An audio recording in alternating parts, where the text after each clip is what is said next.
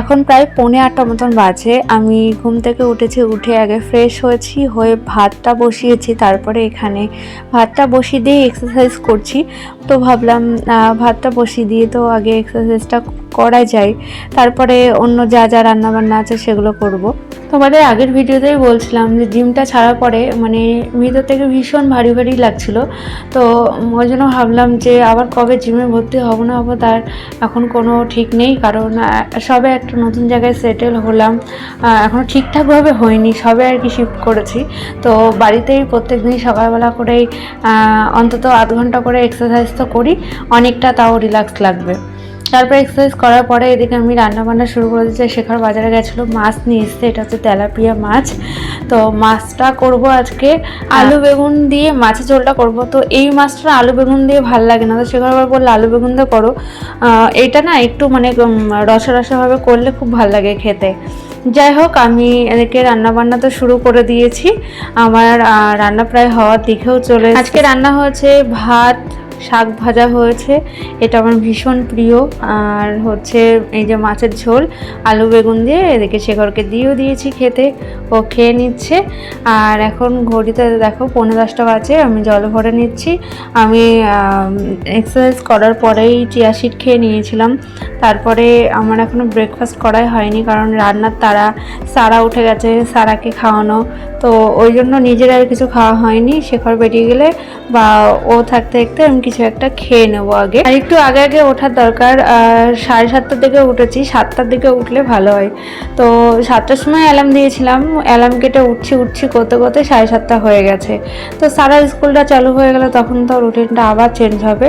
আর এদিকে ব্রেকফাস্টের জন্য টক দই, মাসলি আর কলা আছে, কলাটা আমি দেখাইনি, এগুলো নিয়ে আমি খেয়ে নেব। আর টক দইটা ঘরেই পাতা শুরু করে দিয়েছি, কারণ ঘরে পাতা টক দইটা খেতে বেশি ভালো লাগে, দোকানেরটা তো অতটাও ভালো লাগে না, কেমনই যেন একটা টেস্ট লাগে দোকানের। তো গরমকালটা তো সব সময় ধরতে গেলে ঘরে টক দই থাকে, আর আমার প্রত্যেক দিনে একবার হলেও টক দই খাওয়া হয়, আমার ভীষণ প্রিয় টক দই। তারপরে সারাকে সকালবেলা হরলিক্স খাইয়েছিলাম, এখন ওকে ভাত খাইয়ে দিচ্ছি। দেখো খাবে না বলে কী করছে, হাত দিয়ে মুখটা ঢাকছে। ওর আসলে খুব একটা যে খিদে পেয়েছে তাও না, আমি ভাবলাম ওকে আগে খাইয়ে দিই, যাতে আমি ওর পেটটা ভরা থাকলে আমি ঠিক টাইম মতন আবার পরে খাওয়াতে পারি আর এর মধ্যে কাজগুলো করতে পারি। অনেক জামা কাপড় এই যে খাটের ওপর জড়ো হয়ে আছে দেখতে পাচ্ছ, এগুলোকে সব ভাঁজ করতে হবে, ভাঁজ না করলে মানে ছড়িয়ে একাকার করবে। আর এখন একটা ঘর মানে একদমই অগোছানো ভালো লাগে না, এমনি আমি আগাগোড়ায় অগোছানোটা একদম পছন্দ করি না। ঘরের সব জিনিসপত্র দিয়ে অগোছানো থাকে, আমার মাথার মধ্যেও যেন মনে হয় যেন সব উল্টো পাল্টে আছে। আর জামা কাপড় যা ছিল সবই রোদে দিয়ে দিয়েছি। এখানে খেলার জিনিসগুলো সব এভাবে ফেলে রেখেছে, খেলনার জিনিস নিয়ে তো খেলার কোনো নাম নেই। এদিকে অন্য কেউ যদি ওর জিনিস নিয়ে খেলে তখন আবার নিয়ে এগুলো নিয়ে টানাটানি হবে, আবার অন্য কোথাও গেলেও তাদের জিনিস নিয়ে টানাটানি করবে। স্কুলটা বন্ধ তো এখন, সারাদিন কার্টুন আর কার্টুন দেখতেই আছে সারা। বাজে 1টা, আর সারা স্নান টান হয়ে গেছে, সারাকে এখন একটু টিভি চালিয়ে দিচ্ছি, আর দিয়ে তারপরে আমি জামা কাপড় কাচবো। কাচাকুচি শেষ নেই, রোজই হয়ে আসছে একদম। তারপরে স্নান টান করবো। সারাকে রসগোল্লা বানিয়ে দিয়েছি তাই না, সারা রসগোল্লা খাচ্ছে এখন।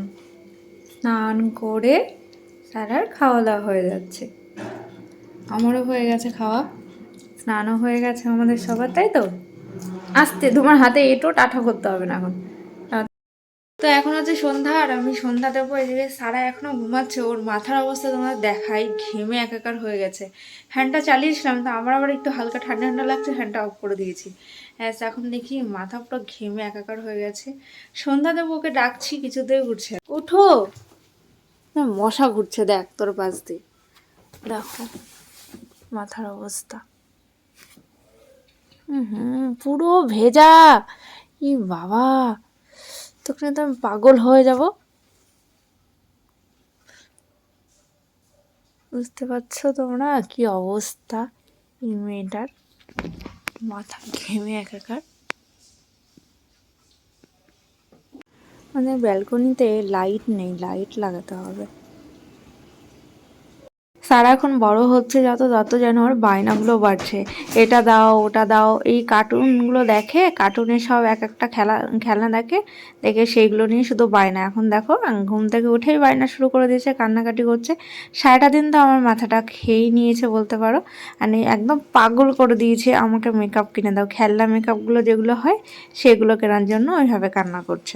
কথা, ঘুমের মধ্যে মুখে আঙুল দেবে না আমি বলেছিলাম তো, তুই তাও দিয়েছিস। তাহলে কেন তোকে মেকআপ কিনে দেবো বল? এখন কাঁদলেও কিছু করার নেই, কাঁদলেও দেবো না, দেবো না বলছিস কিন্তু ঘুমের মধ্যে দিয়ে দিচ্ছিস। আমার কাছে টাকা নেই, পাপার কাছেও টাকা নেই। অনেক টাকা দাম মেকআপের, অনেক টাকা দাম। কোথায় পাবো অত টাকা বলো? পাপার কাছে অনেক টাকা দাম না, মেকআপের অনেক দাম।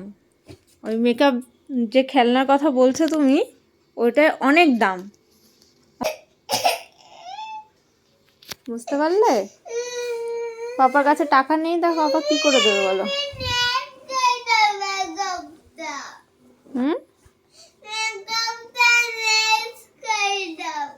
কি করে দেবো?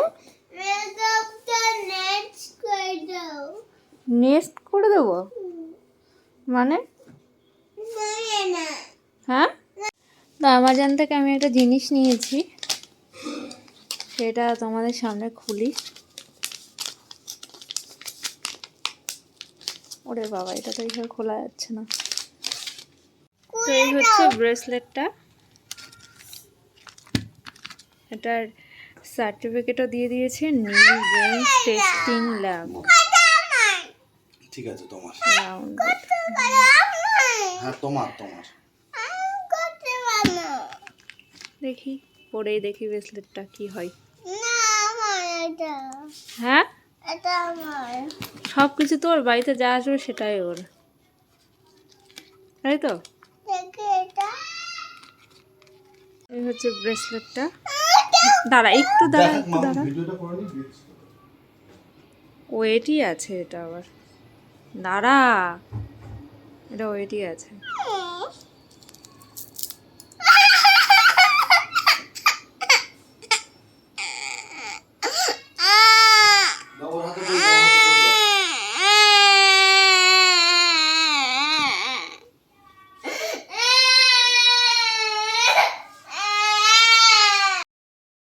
এখন বানালাম হচ্ছে চাউমিন, দেখায় তোমাদের। আর আমাদের রাতে রান্না হওয়া হচ্ছে গিলে মেটে আর রুটি। কোথায় বসেছিস? ওকে একটু ওটস খাইয়ে দিয়েছি। এই যে চাউমিনটা, চাউমিনটা না মানে অনেক দিনের আগের আর কি, প্যাকেটটা ছিল ভিতরে। খাবো খাবো করে খাওয়াই হয় না, তো ভেঙেও গেছিলো, ওখান থেকে শিফট করা হয়েছে যেহেতু, একটু ওই জিনিসপত্র নাড়াচাড়া হয়েছে, একটু গুঁড়ো গুঁড়ো হতো। আমি এরকম আরও ভেঙে দিয়েছি, দিয়ে ঝুড়ি ঝুড়ি করে এইভাবে চাউমিনটা বানালাম। তো বিছানার চাদরটা আমি এখন চেঞ্জ করে নিচ্ছি। আগে একটাই পাতা ছিল, তো দুটো করে পাতলে কি হয়, কাগজটা একটু কম সরে, কারণ সারা খুব লাফালাফি করে। নাহলে এই যে কাগজটা পাতা আছে না বিছানায়, খুব ভালো কাগজটা, সেই সারা হওয়ার সময় নেওয়া হয়েছিল। ও খুব লাফালাফি করে বলে শুধু সরে যায়, না হলে যে খুব অসুবিধা হয় অন্য কাগজ টাগজ থাকলে, যেরকম বিছানায় মানে শুতে ইচ্ছা করে না, সেই প্রবলেম কিন্তু কিছুই হয় না, শুধু লাফালাফি করার জন্য নড়ে যায়। তাই তো বিছানা গোছানো হয়ে গেল। আর এই যে সুন্দরটা, এই সুন্দরটা বেশিক্ষণ থাকবে না। তাও না আমার একদম বিছানা অগোছানো একদম ভাল লাগে না দেখতে। মানে সত্যি কথা বলতে, আমি সুস্থ থাকি অসুস্থ থাকি, আমি ঘরটাকে সবসময় একটু গুছিয়ে রাখতে পছন্দ করি। মানে তাহলে মানে নিজের দিক থেকেও আমার মনে হয় যেন অনেকটা সুস্থ আছে। মানে অগোছানো বা নোংরামি এই জিনিসটা আমার একদমই পছন্দ না, না নিজে করি না কেউ করলে আমার ভাল লাগে। তো কিন্তু সারা এই যে এত বদমাশ হচ্ছে, প্রচণ্ড নোংরা করে, ঘর বাড়ি এখন খুবই নোংরা করে, বিশেষ করে ওরা এখন যাই হোক সব কিছু বিছানার উপরে।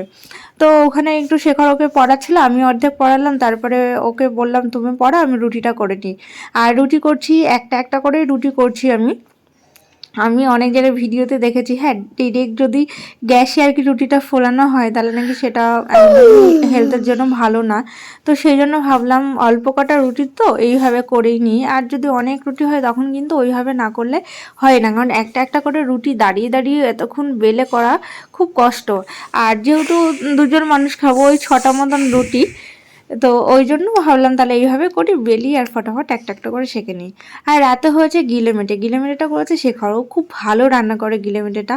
ওর কিছু কিছু রান্না খুব ভালো হয়, সবার দেখবে সব রান্না কিন্তু সুন্দর হয় না, এক একজনের হাতে এক একটা খাবার খেতে খুব ভালো লাগে। আজকের ভিডিওটা এই পর্যন্ত, কেমন লাগলো জানিও। টাটা, গুড নাইট, সবাই খুব ভালো থেকো।